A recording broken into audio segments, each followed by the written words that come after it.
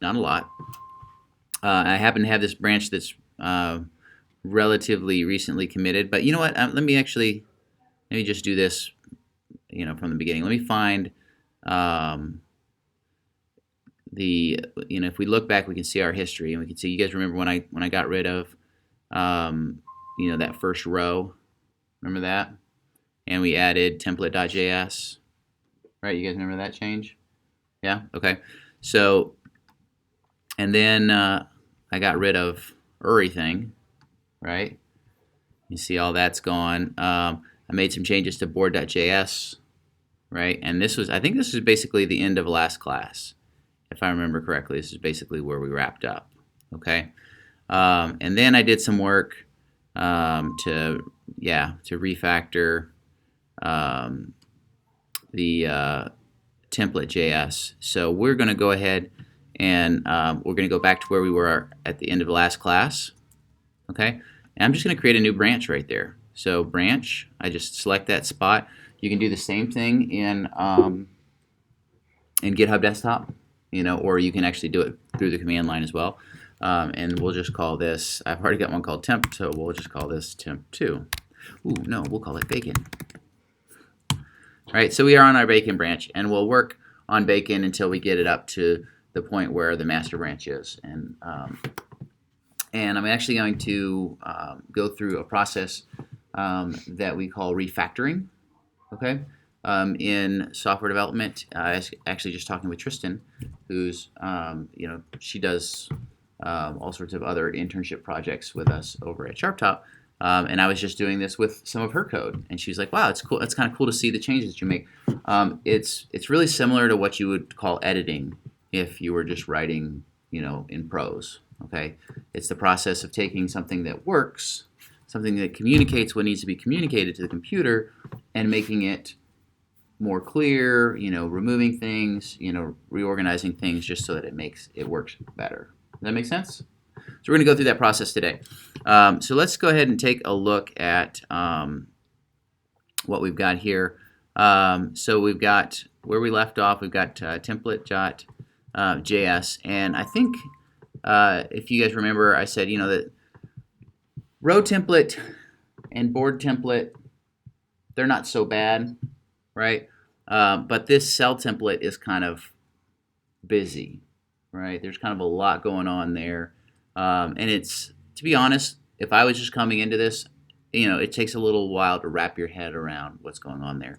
And that should not be, okay? Just like if you're writing a paper or a story, right? And somebody has to stop and wait, what is he trying to say? Right? We have this other person that we have to communicate with to organize things, and God bless her, but she's got dyslexia really bad, and so you're reading and you're like, it's communicating but what is she trying to say? And then and it shouldn't be that way, right?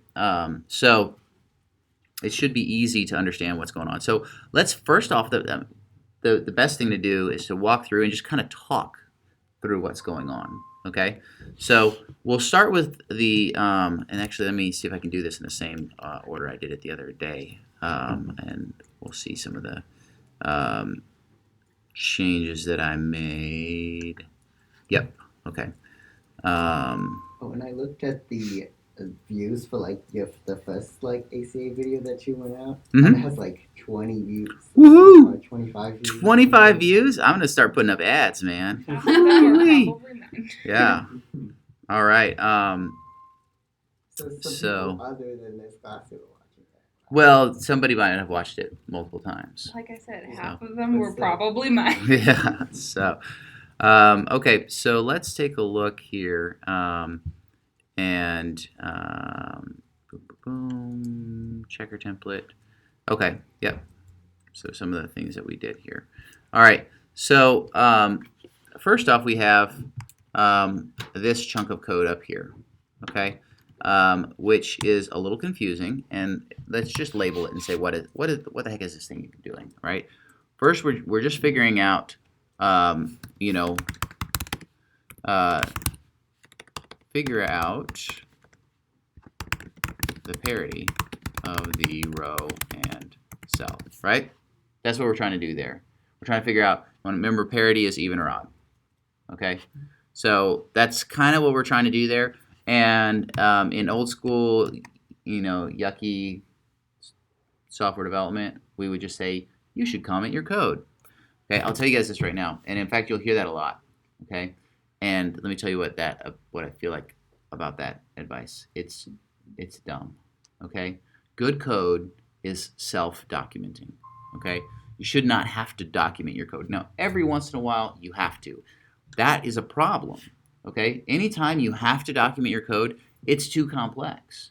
Now, sometimes you're stuck with it, but you understand that if I have to fall back on documentation, if I have to fall back on comments, right, I'm messing up somewhere, okay?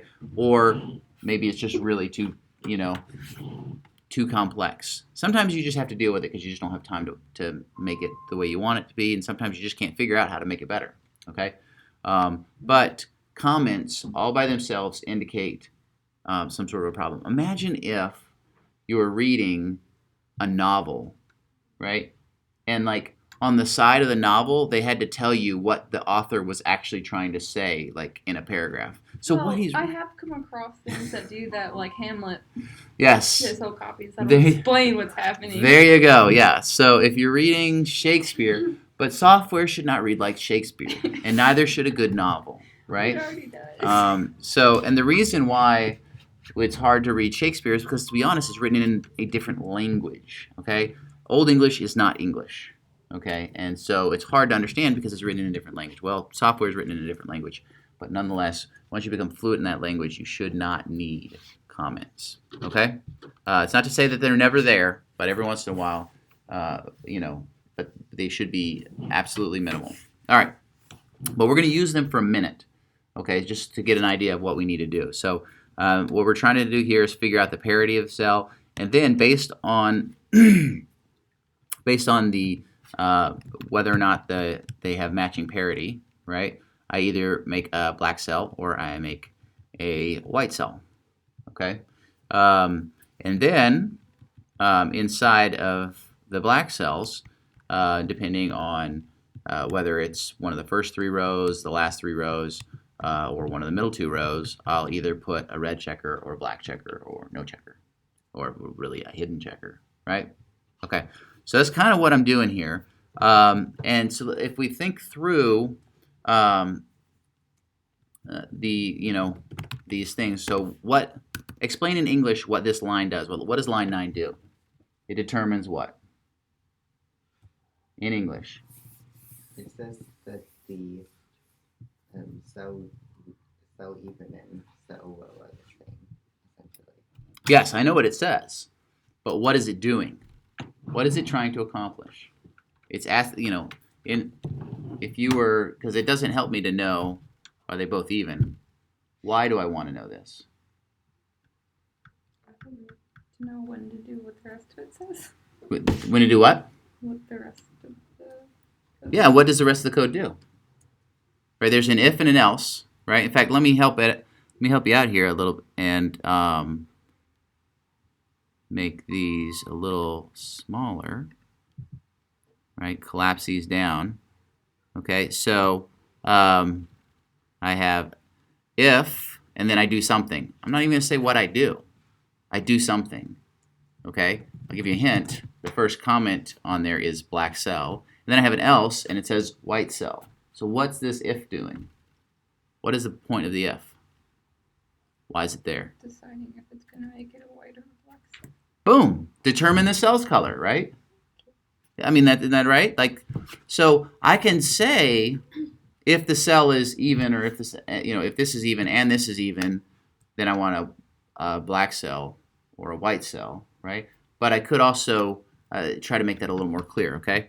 So we'll get to how to make it more clear in a second. But let me just make this, expand it back out again. But just knowing the purpose, determine the cell's color. That's what that's trying to do, right? Is it a black cell or a white cell? Okay, cool beans. All right, and then this chunk of code in here, what does that do?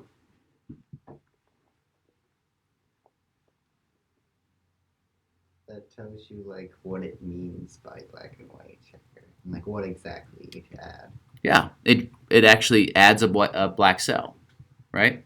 And what does this code do down here? Give you a hint. It's going to be Makes it a white cell. it adds a white cell. Yeah, draw a black cell, draw a white cell. Okay, and that makes sense. Okay, what about we've got a pattern here. What about this chunk, and this chunk? What are those three? You know, line 13, 15, and 17. What do they do?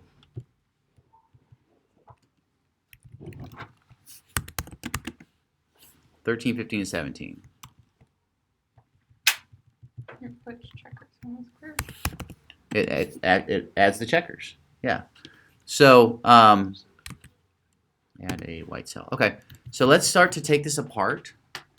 Okay, so that it's a little more clear. All right. So I'll start with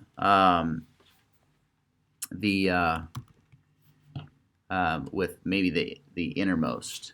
Okay, so I can get something that's perhaps a little bit a little more straightforward, and then we'll move out from there. Okay, so one thing I could do, like looking at this, it's hard to tell what it does just looking at it, right? Okay, but what if I had, what if I turned this into a function that would create a checker,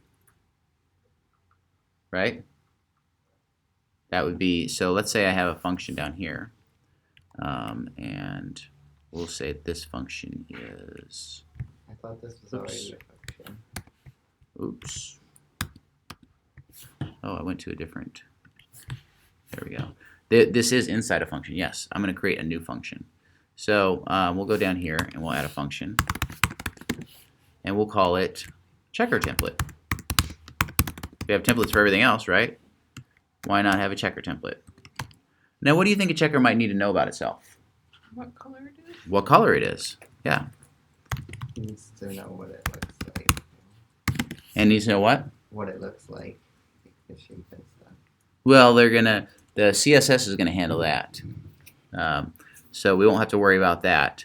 It does need to know its color, like red or black. But there's, if we look at It these, needs to know whether it's hidden or not. whether it's hidden or not. Yep. All right, cool. That wasn't useful to conversation. but Okay. Yeah.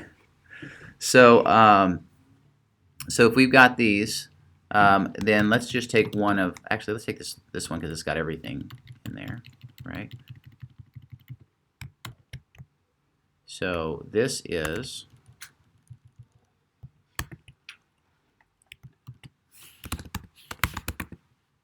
all right. So this would return a black checker that's hidden, right? But if I want the color in there, I would need to replace this section right here, right? And if I pass color in, is everyone tracking with me? No. No? All right. Are you looking? Yes. Okay.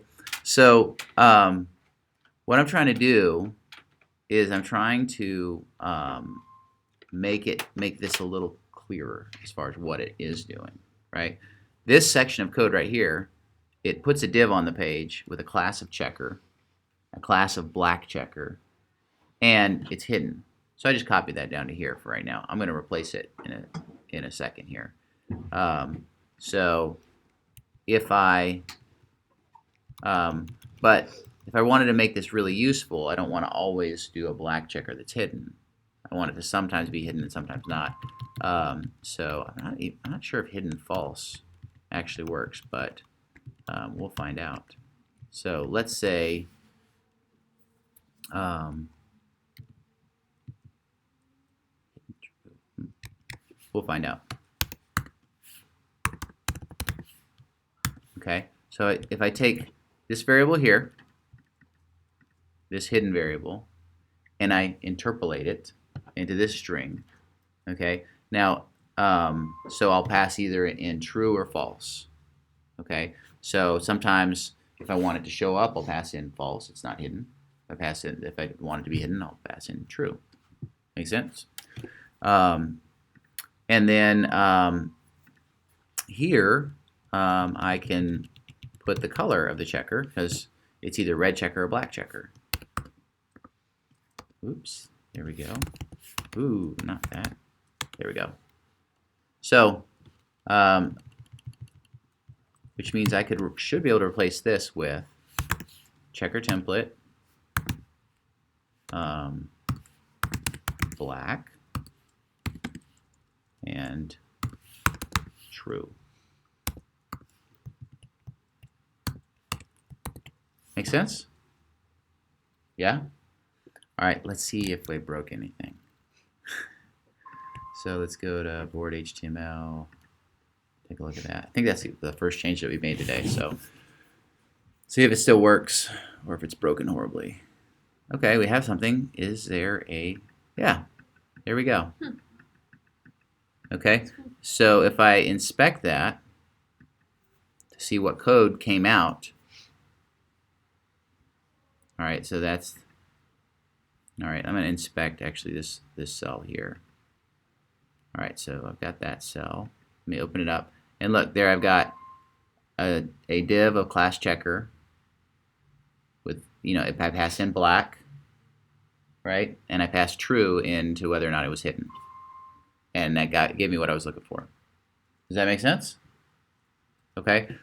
So, but now if I go back, like what in the world's the point? If I go back though, I look at this and I'm like, oh, I'm adding a checker to the cell string. Okay, like it's a little clearer than just looking at some random HTML in there. Does that make sense?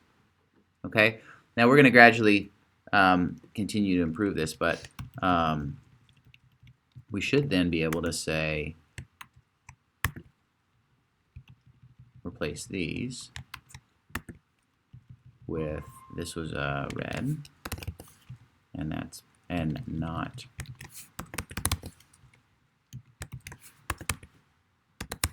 So let's see if this, oh, that is my text messages.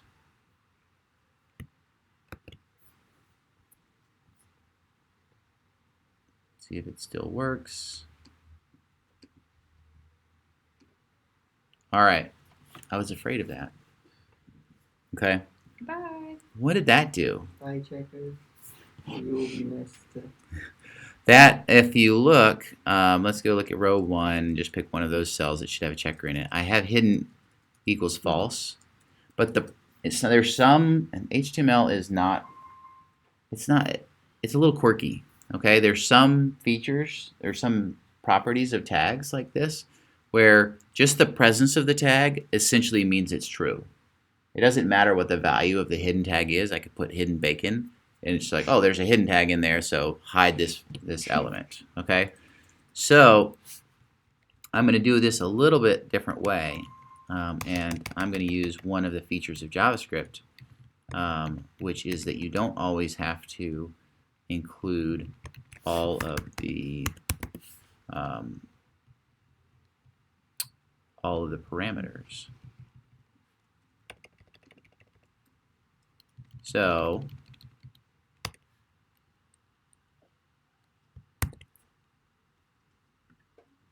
all right, now let's see what we get when we do that. Why is that going back over there? Is this recording? Yeah, you guys can see what I've been texting So, back yeah, and you forth. can see what you can say. Yep. All right, so that works. Okay, and if we go look at that cell, okay, I just get black checker. Let me look at this one. Inspect that. Okay, I added added undefined in there. Okay, because hidden is actually undefined, but of course HTML, it's just like, well, there's some tag in there of undefined, and I don't know what that is or does, and I don't care. I'm not going to do anything with it. Well, there's something. We Okay. ignore it. But if I pass in hidden, right, then it works. Then it hides these cells just like they're supposed to. So if I go look over here and inspect them and open that up, so you can see it has the word hidden in there, and so it hides it. But if I click on it, it shows back up. Okay, so pretty straightforward. Okay, so now I've got that, and that's making a little more sense. I would say that's a very minor improvement, okay, to the clarity of this piece of software, okay? This and this are probably the worst offenders here, as far as what this, like, just this being confusing, okay? So let's say that we had, first let's handle this parity bit, figuring out what the parity is, okay? Well, what if I had a function that I could give like row number or cell number to, and it would just return even or odd? Like, that's more clear than like cell number mod 2 equals 1, right? So let's go ahead and create that function. We'll call it parity. We'll take a number, and it will return. Have I showed you guys? I don't think I've shown you guys the question mark operator. I haven't shown that to you all yet, have I? Okay, so we won't use that yet. If and this is where we'll have num mod 2. If num mod 2 is equal to 0, we're going to return even. Else, return odd. Right? Pretty straightforward. Okay. Super easy to understand when I look at it. And the function name is called parity, and there's 2 lines in there. Like, that's really easy for me to understand. But if I embed that in another method that's 20 lines long, right? Suddenly those 2 lines become a little bit like, what is he trying to do here?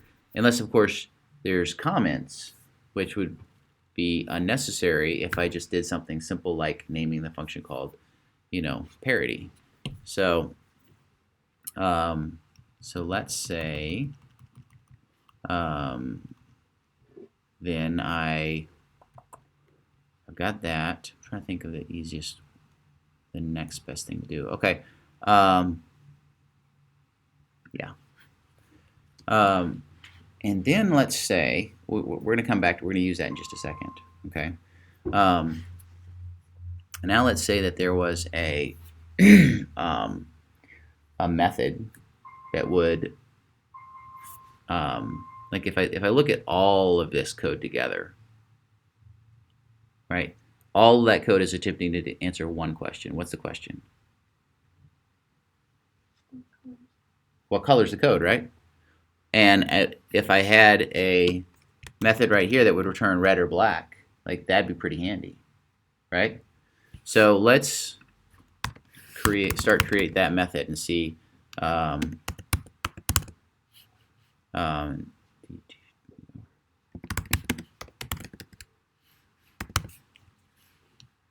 And this would take maybe 2 numbers.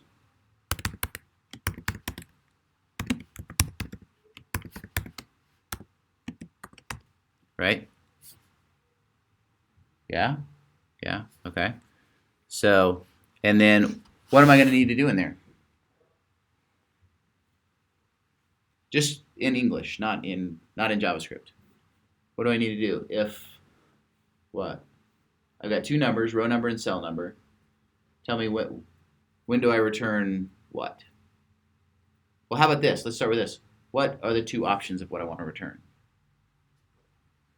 A red or a black checker? Red or black, right? So if something, return red. Else, return black. Right? I mean, that helps. Now I've got a little bit of structure. All I need to know is what in the world is something. When do I return red? You spell black wrong. Blakak. Blakak. All right. E in something. Yeah. If what? There's an E in something.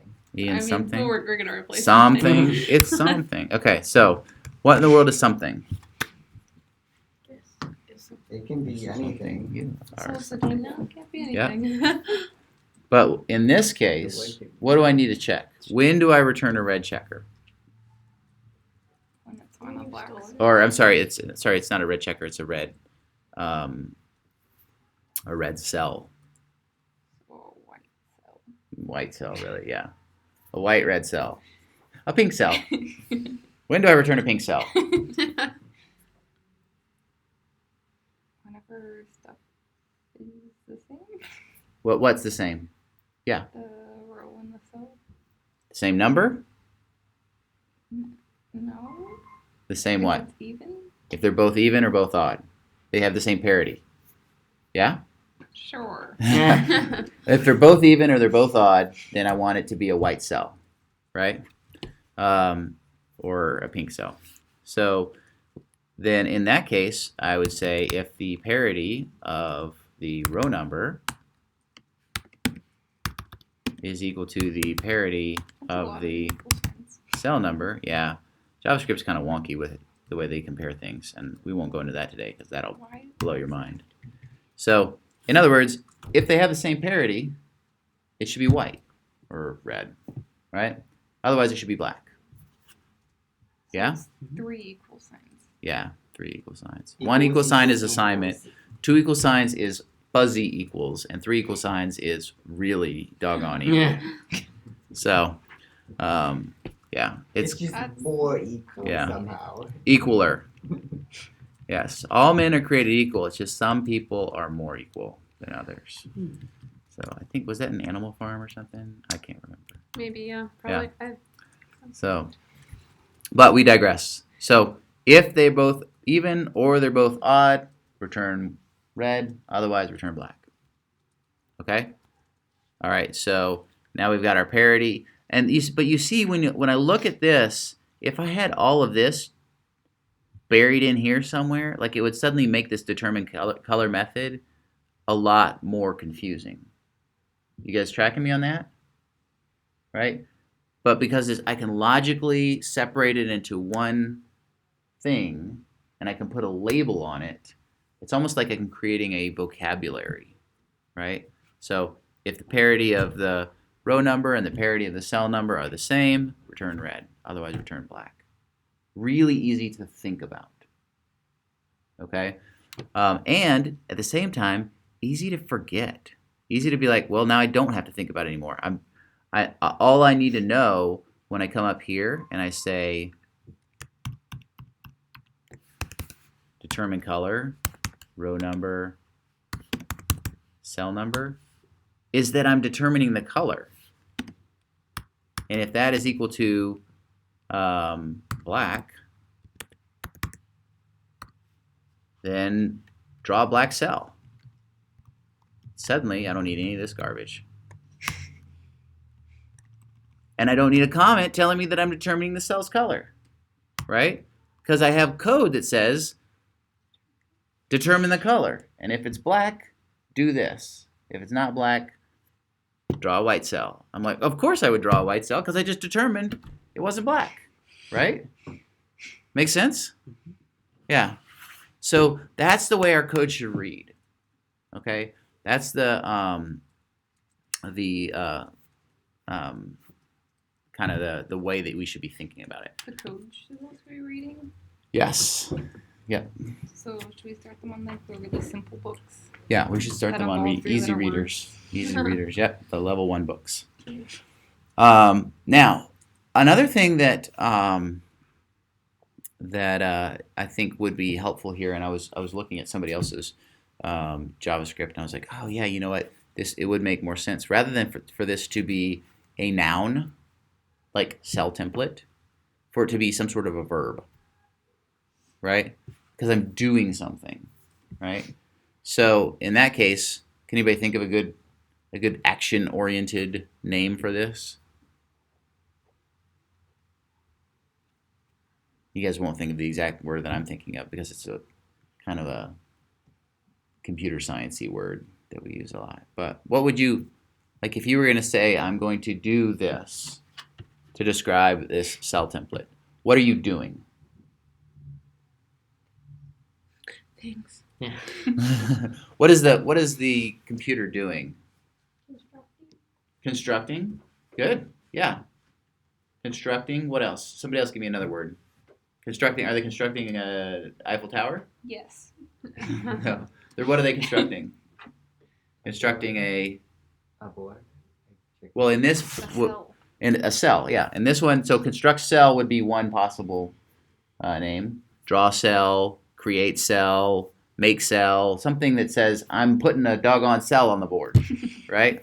All right. So in computer science, we would say render, right? Render it. In other words, show it, show cell, like whatever. But render is the fancy word for that. So instead of saying cell template, it would probably be better to say, hey, you know what? We're going to actually render the cell. Okay. In other words, draw the cell on the page. Okay. Put the cell on the page. All right. Along the same lines, we should probably render a checker. Okay. Render a row.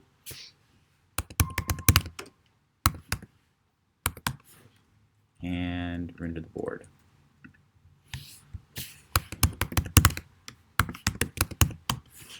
Okay. Now, if I go look at board.js, then this suddenly makes more sense, right?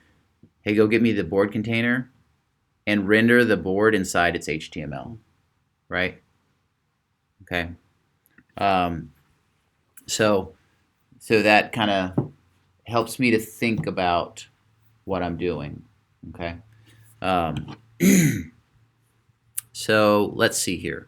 Let me go look at my notes here. Let's see where.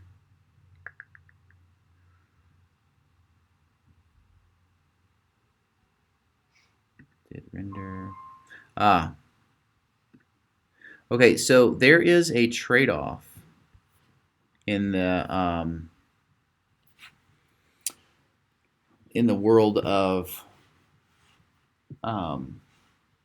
software development between reusability and complexity. Remember, I kind of talked about that in the last class a little bit. I said, and it's more of an art. This is an art decision rather than like an engineering or a science decision.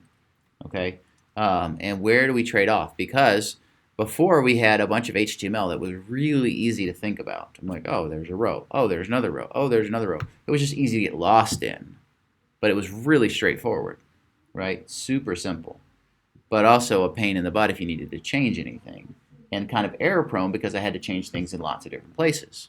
Okay. On the other hand, now rendering things is a little more complex. Okay. And it's a little bit more difficult to determine kind of what's going on. Let's take a look at some of these loops, for instance. Okay, so here I'm kind of looping through the numbers 1 through 8, and I'm drawing rows, right? Or I'm drawing, I'm actually drawing a bunch of cells in the row, and here I'm looping through the numbers 1 through 8. I'm drawing a bunch of rows on the board, right? However, another way to go about that would be, especially in a situation where I know there are only ever going to be 8 cells or 8 rows, I could just write it 8 times. Like, that wouldn't be so bad. If it was 20 times, okay, maybe you're starting to really stretch things here, okay? But it's not something that, typically we use reusability because we want things to be able to scale, but we know that drawing the checkerboard is never going to need to scale past 8 rows or 8 cells, okay? So one relatively simple way to do this would be to, instead of create this this way, would be to simply say, you know what, let's do this. Let's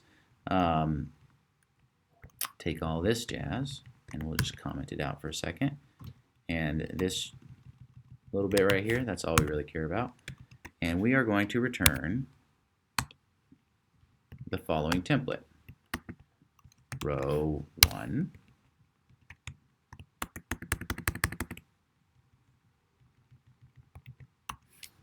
Two, 3, 4, 5, 6. I should have checked to make sure things were working before I started doing this, but we'll find out soon enough. 7 and 8. Right? Now, if I was to come in here and look at this,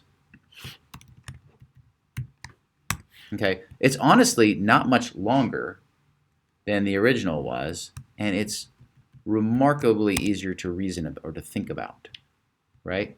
I'm like, oh, render those rows. Oh, you know what? These actually need to be inside of. These are actually JavaScript calls. That would not do what we thought it would do. There we go. That's what it needs to be. Okay, makes sense.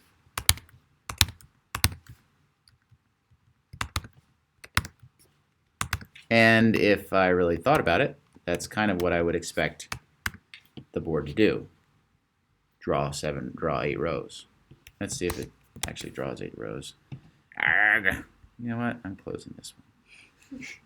Now, if I go to Chrome, all right, there.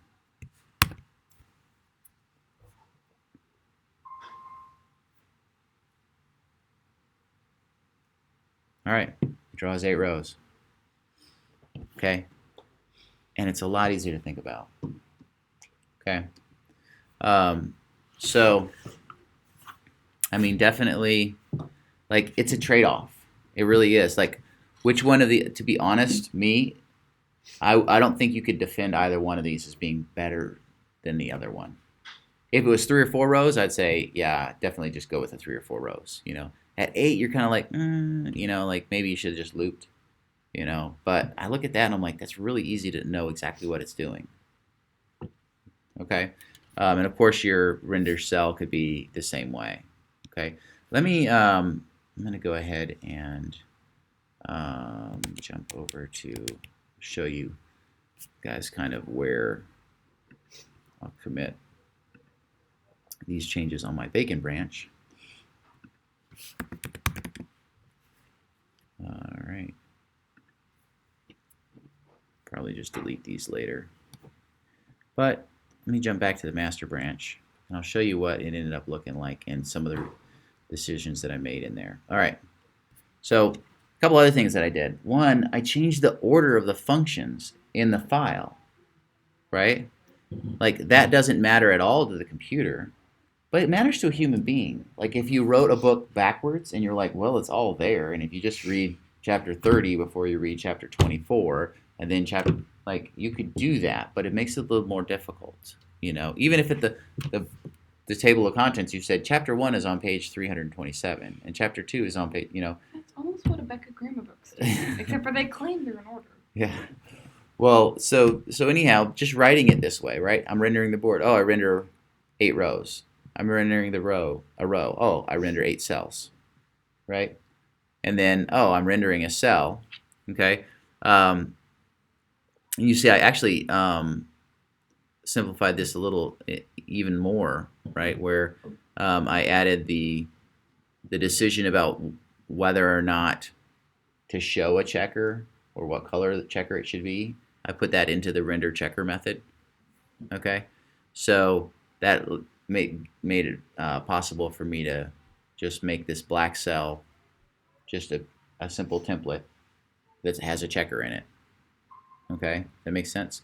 And then the white cell is just a white cell, you know.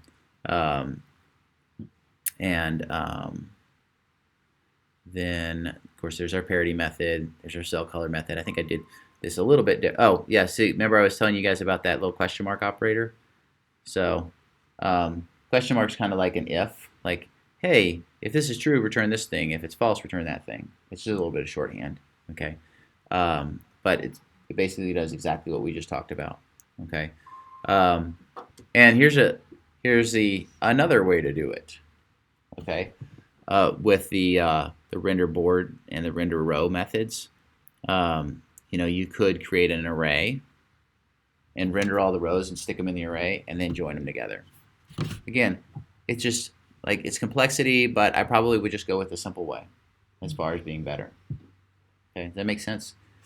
The point is that when I come in here, one of the things I do sometimes is, there we go. I use the little code folding. I hide the code, because it actually helps me to think about what something does. Okay, if I can look at it and I like okay, I get what this does. This is drawing the board. It's called render board, so it's pretty straightforward that it should be drawing the board, and it's doing what I expect it to do. It draws 8 rows, and then I go look at I can look at these one at a time. Render a row. When I render a row, oh, there's more code in there. So I was like, what am I missing here? Yeah, it renders the outer div of the row, and then it renders all 8 cells, right? And that's it. I'm like, well, that makes perfect sense. So I don't ever need to think about those two things anymore. I'm like, that renders the row, that renders all this, or that renders the board, that renders the row, and so I can kind of think about this, and then I can put it away and be like, all right, I know what it does. It does whatever it says it does. It renders the board, it renders the row, it renders the cell. Does that make sense? That's the whole idea of naming and the way you design your functions or your methods inside of your software is to write it in such a way that the function name is super descriptive about what it does, and that eventually all your functions kind of read like English. Okay? Makes sense? As much like English as you can. Okay? So that's where we're going. We'll go ahead and stop here, and then we'll just go over like questions and things like that. So we'll work through that right now, and then I think I'll go ahead and drop. You guys probably don't want your questions in the video, I'm assuming. So We have like a Q&A section on the video. there was some question that someone asked the other day, and I feel like, but I might have actually added it to the next video. But I feel like it was really good, and I was like, oh, I should have. But anyhow, let's go ahead and stop this.